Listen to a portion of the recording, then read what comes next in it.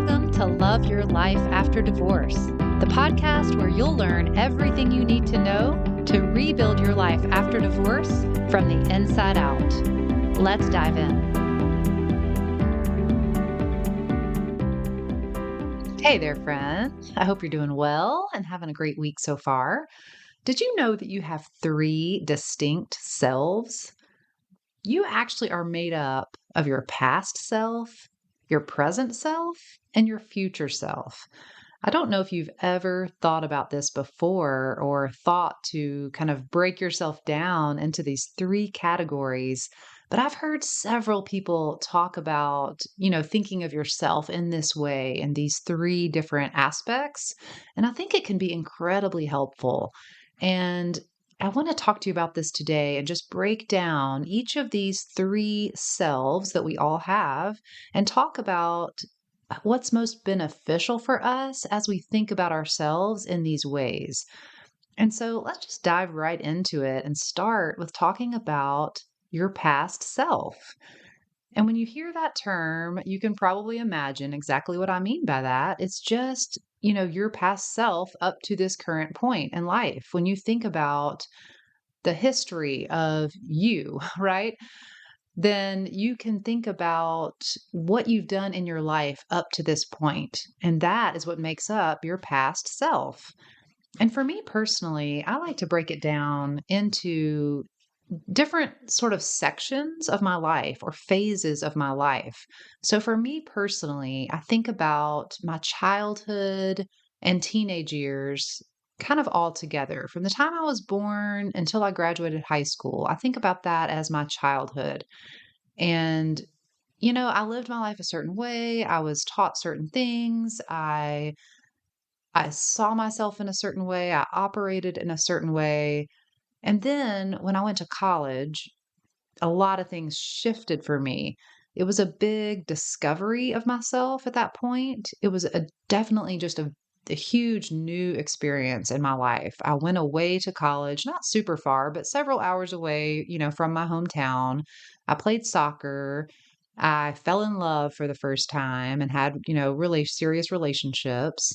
I was kind of on my own, not completely, but more on my own than I had ever been in my life up to that point. So I think about those 4 years in college being really distinct and just kind of a transformative time of my life. I also had a major knee surgery during that time, which really affected me in a lot of ways.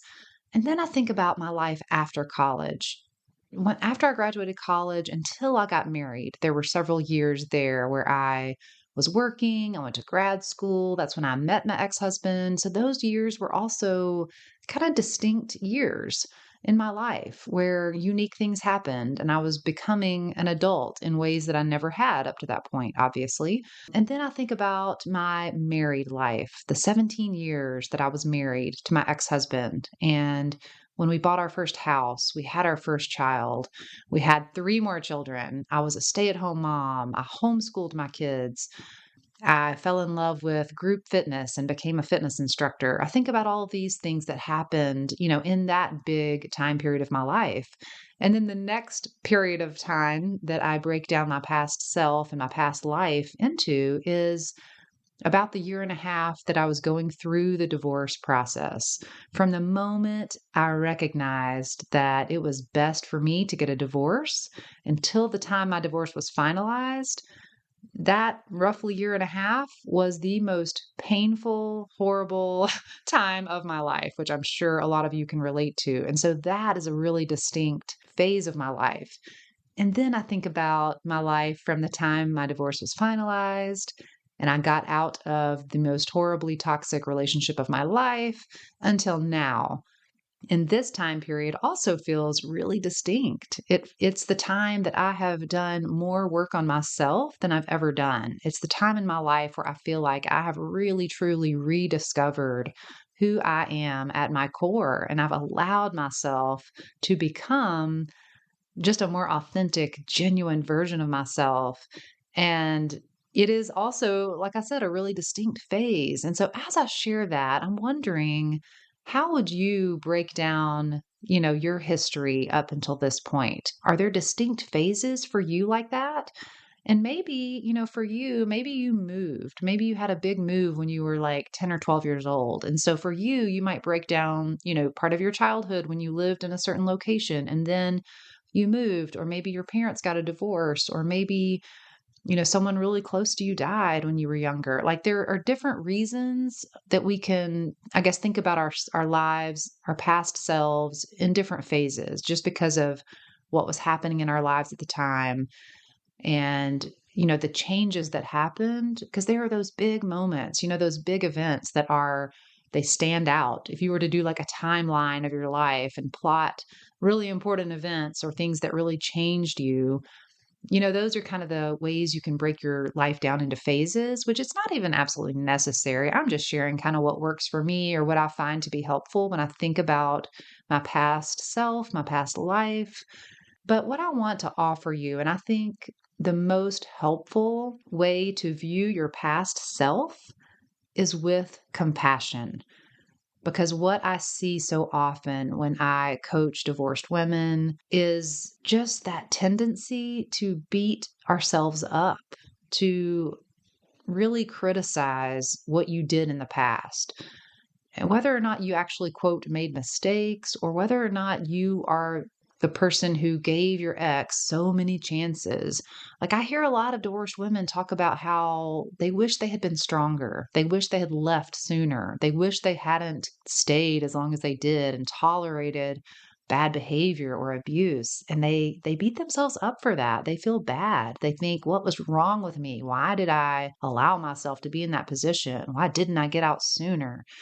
And, that way of thinking is just not helpful.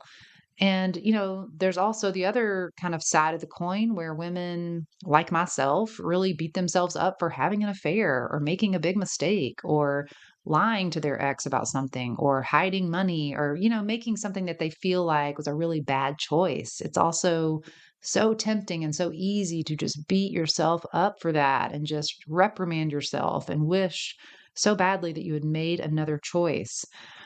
But what really allows us to heal and move forward and make peace with ourselves and make peace with our pasts is to be compassionate, to really and truly understand that you were doing the best you could at the time with what you knew at the time and with the emotional capacity you had at the time. Understanding that has been so helpful for me because if you were capable of making a different choice back then, you would have. Of course, you wanted to do what was best for you. Of course, you wanted to make good choices. And so it's not that you were just stupid or unwilling or weak. It doesn't mean that. It means you were not capable of it at the time for a multitude of reasons. But your emotional capacity you had at the time is what allowed you to make the choices that you made. And so I just want to really encourage you to stop beating yourself up. Even stop wishing that you could change the past. Stop thinking badly of your past self. So instead, I really want you to show yourself tenderness and understanding, grace, compassion. When you can really look at your past self and have compassion for her and say, I totally understand why you did what you did. I understand why it was so scary and hard for you to leave that relationship. I understand that you wanted stability, that you wanted to be loved, that you wanted connection, and that you hoped so badly that your ex would change. It makes so much sense that you made the choices you did. When we can talk to ourselves that way, when we can show our past selves compassion, it brings so much healing. And so I just really want to encourage you to understand why you did what you did, give yourself compassion, and forgive yourself for not seeing the red flags. Forgive yourself for not leaving sooner than you did. Don't tell yourself that you should have been stronger because you weren't. You weren't stronger at the time. You were where you were at the time, right? And a really good exercise for this, if this is something that you struggle with, if this is something that is resonating with you right now as I'm talking about it, a really good exercise you can do for yourself is to write your past self a letter. Just write a letter to her, showing her the most compassion that you possibly can. And you can use prompts to do this, like, I'm so sorry you went through, and then just list all the things that she went through. Because if you made poor choices, for example, or if you stayed in a relationship much longer than you quote should have, there are reasons for that.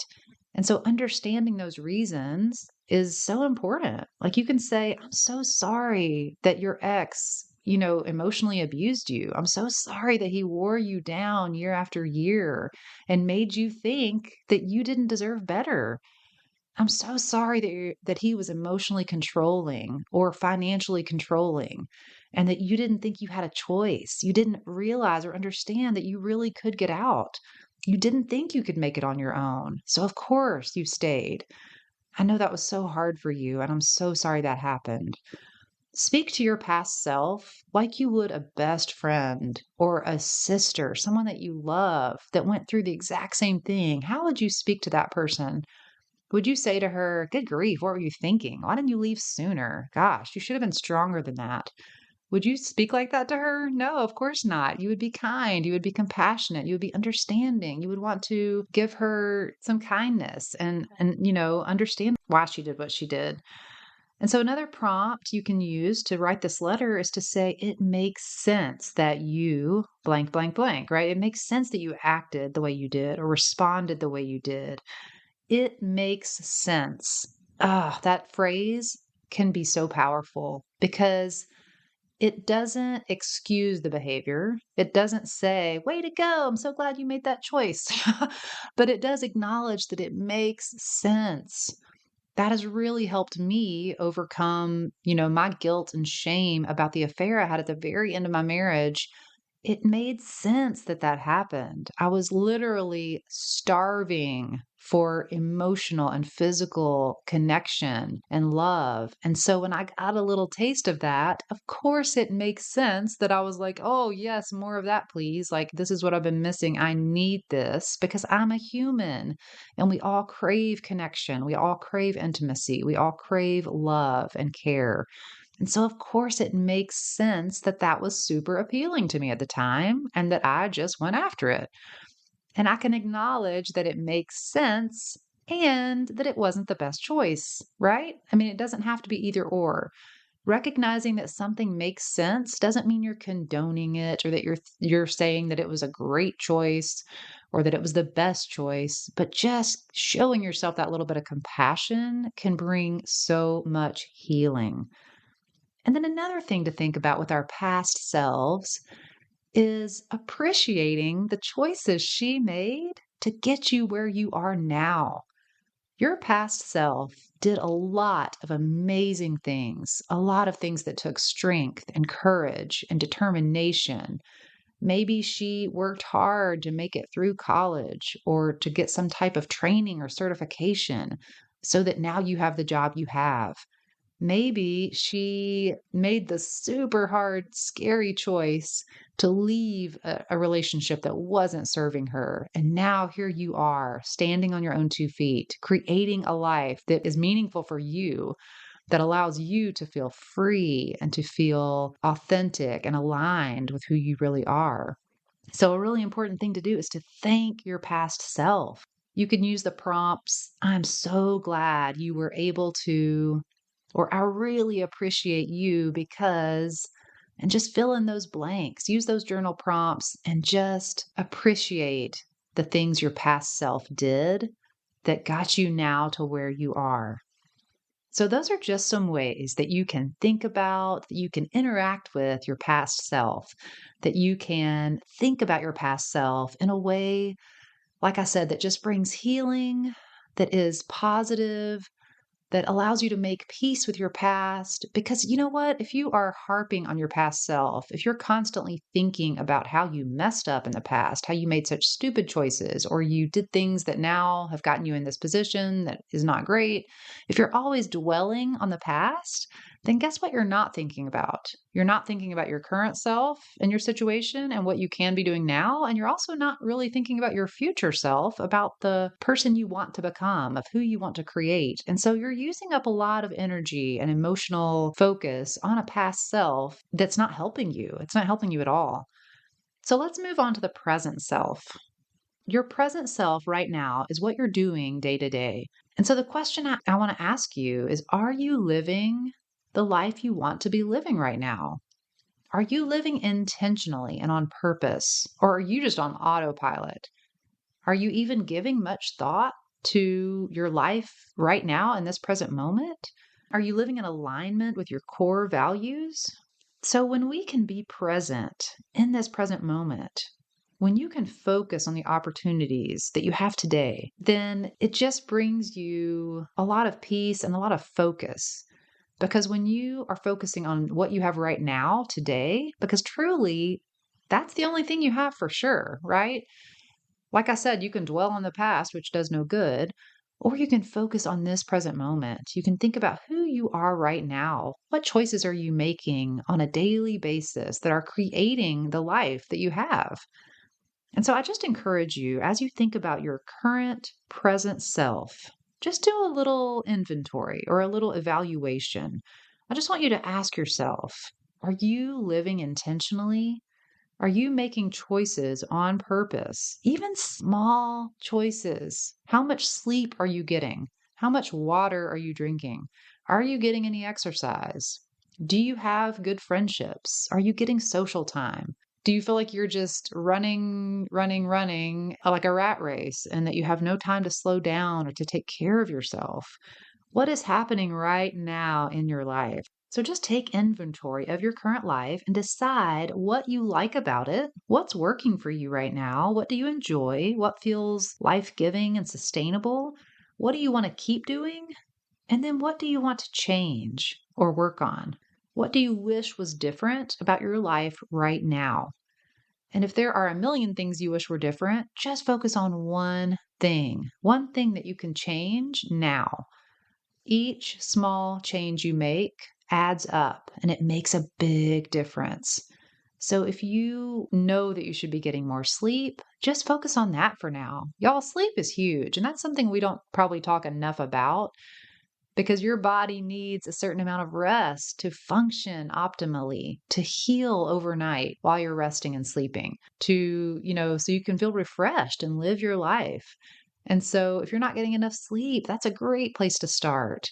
Is just to be more disciplined about getting to bed earlier or taking naps if you're able to, or, taking a supplement, melatonin or some magnesium, or, just figuring out what do you need? What will help you get better sleep? That's just one example. Another thing I want to mention about your present self is that it is so easy to focus on what's not good about your life, to focus on things that you're not happy about or that aren't allowing you to live the life you want right now. But there are so many positive things in your life, and it's so easy to take those for granted. And this is actually because that we all have as humans this negativity bias where we notice things that aren't good. We tend to focus on negative things. And the reason is because it's basically an evolutionary phenomenon.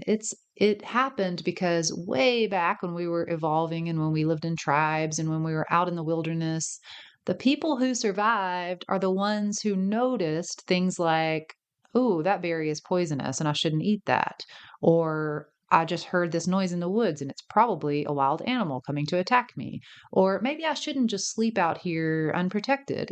The people who survived are the people who looked and paid attention to danger, who noticed the possible negative things around them in their environment that literally allowed them to live and survive.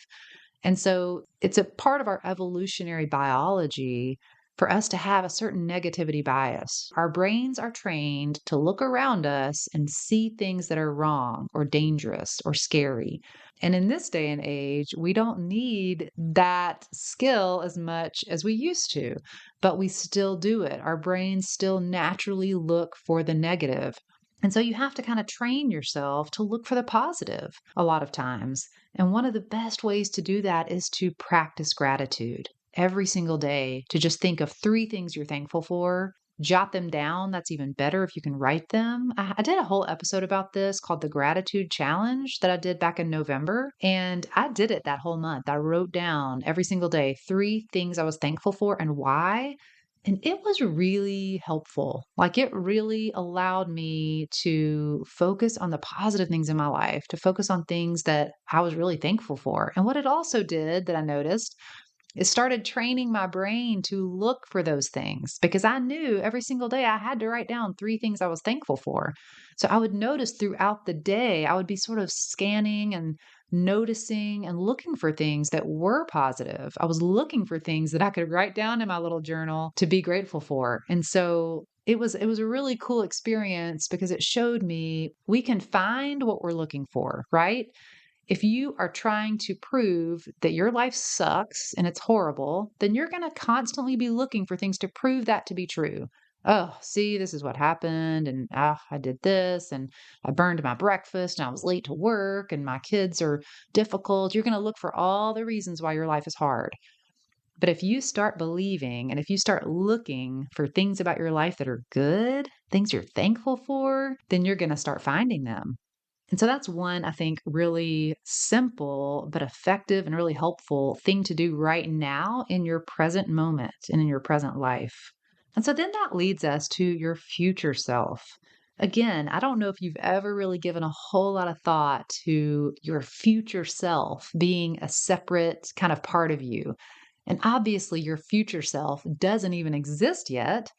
And that's what's fun and exciting about the future self because you can dream big. You can think about what would your ideal future self be like? And I really love this exercise and just getting really specific with it and getting creative and allowing yourself to dream. Because when you envision your ideal future self, I want you to think about what job would she have? What car would she drive? What type of relationships would she have? Romantic or friendships or with family? What would you wear? What would you do for fun? Where would you live? What kind of house or what state or city? What kind of body would you have? What would your fitness level be like? What kinds of things would you do in your free time? How would your future self show up in public and around other people? How would she interact with strangers? What would she create?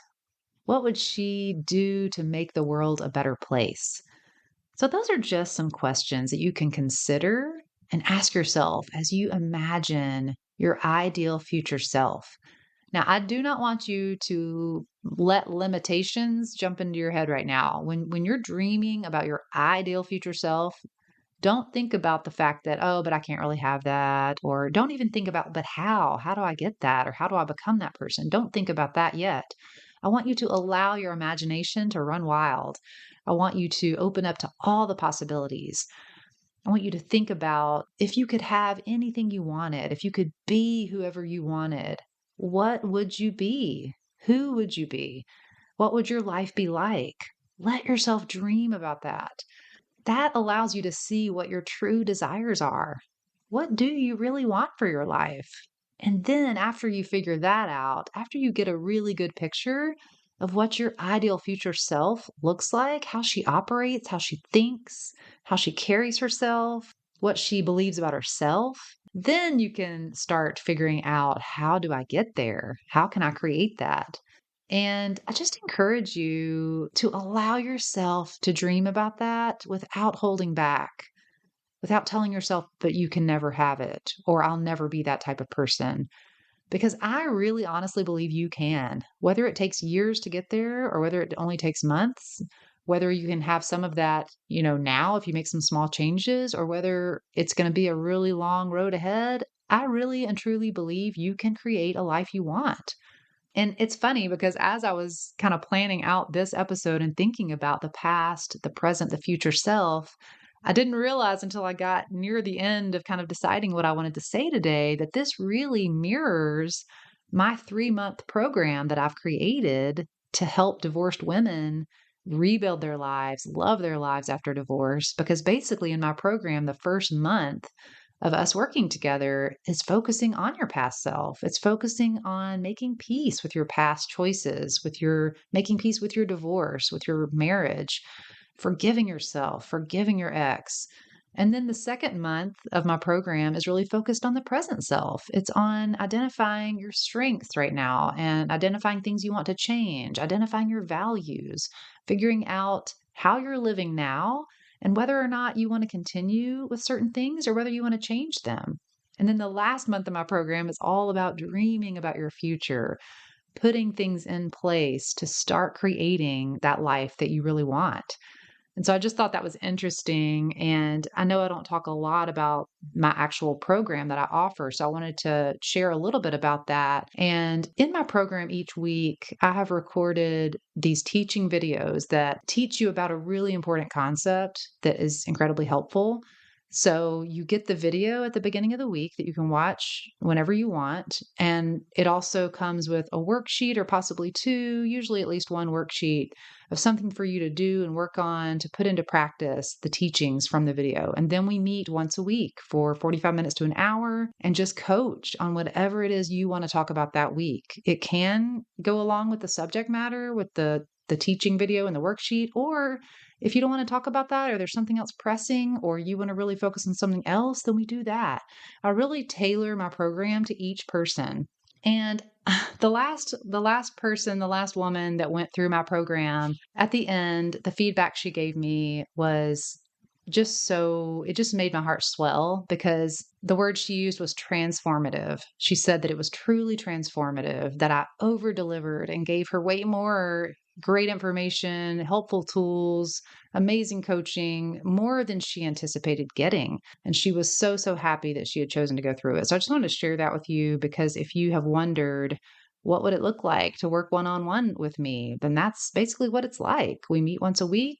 You have access to these teachings, these videos and worksheets, and it's just such an opportunity for you to make really big changes in your life, or for you to understand yourself better, for you to forgive yourself, to move on from the past, to think about how you're living your life now, and to really start creating a future that you love, becoming a person that you love. That's honestly, I think, one of my favorite things about my journey up to this point is that for the first time in my life, I am so happy with myself. My relationship with myself is better than it has ever been. And I like myself more than I ever have. It's such a good feeling. And that's the whole point of even just this episode is that your relationship with yourself is the absolute most important relationship you will ever have. And it's also the foundation that creates everything else in your life. If you hate yourself, but you have a good job and make enough money, you're still miserable. If you have very low self-esteem and, you have men pursuing you, you're not going to have a good relationship. And if you feel super guilty and bad about yourself all the time, how are you showing up as a mom for your kids? And so your relationship with yourself, how you view yourself, how you treat yourself, it dictates everything else in your life.